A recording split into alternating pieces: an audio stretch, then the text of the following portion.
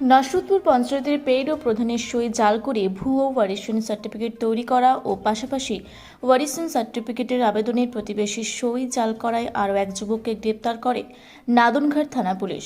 এদিন দুইজনকে শুক্রবার তোলা হলো কালনা আদালতে। নসরুদপুর পঞ্চায়েতের প্রধান কানন বর্মনের অভিযোগের ভিত্তিতে অভিযুক্তদের গ্রেপ্তার করে নাদনঘাট থানার পুলিশ। এ বিষয়ে আদালতে তোলার সময় তাদেরকে প্রশ্ন করা হলে তারা কেন এরকম ঘটনা ঘটিয়েছেন কোনো উত্তর দিতে চায়নি সংবাদ মাধ্যমে প্রশ্নের। পূর্বস্থলী 1 নম্বর ব্লকের নসরুদপুর পঞ্চায়েত সূত্রে জানা গিয়েছে, 4 ভাই বোনের নাম দিয়ে পঞ্চায়েত থেকে ওয়ারিশন সার্টিফিকেট নেওয়ার পরও জমির রেকর্ড করাতে গিয়ে শ্রীরামপুর বিএলআরও অফিসে পঞ্চায়েতের নাম দিয়ে জাল সার্টিফিকেট তৈরি করে তা জমা দেয়। অন্যদিকে ওয়ারিশন সার্টিফিকেটের জন্য পারুলডাঙ্গার আরেক ব্যক্তি আবেদনের প্রতিবেশীর সই জাল করে পঞ্চায়েতে জমা দেয়। জানা গিয়েছে, ধৃতরা হলেন রাহুল মণ্ডল ও শুভজিৎ ঘোষ। ধৃতদের কালনা আদালতে তোলা হলে বিচারক তাদের 4 দিনের পুলিশ হেফাজতের নির্দেশ দেন। এদের ব্যাপার হচ্ছে মানে সম্পত্তি ভাগ করতে গেলে যেমন ওয়ারিশ সার্টিফিকেট লাগে, এর জন্য ওরা যেটা নিয়ম সেই নিয়ম মতনই এইখানে সেই ফরম্যাট রেডি করে দিয়েছিল, সেই মতে আমরাও তাদেরকে সার্টিফিকেট দিই।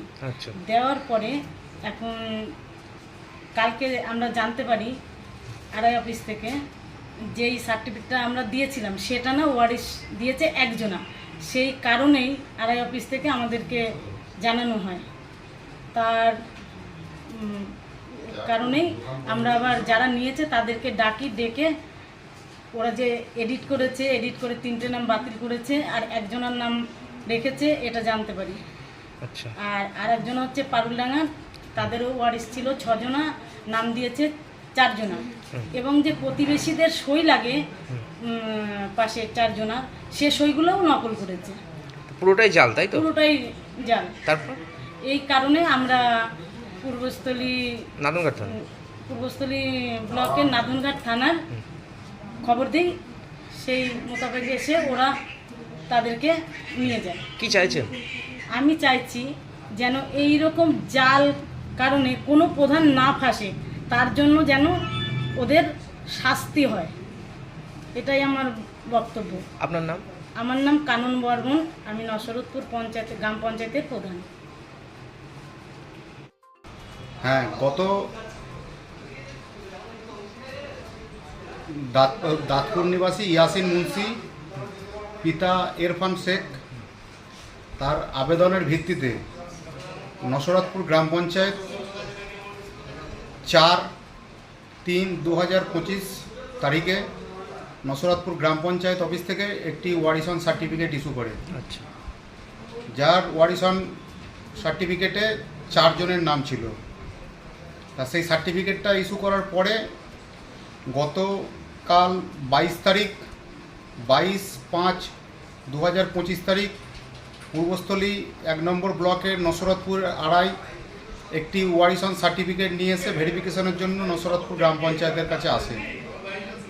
নসরতপুর গ্রাম পঞ্চায়েতের পক্ষ থেকে তখন দেখা যায় যে ওয়ারিশন সার্টিফিকেট যেটা ইস্যু করছে, মানে যেটা দেখাচ্ছে তারা, সেই সার্টিফিকেটটার লেখাটা এবং প্রধানের সই নকল করা হয়েছে।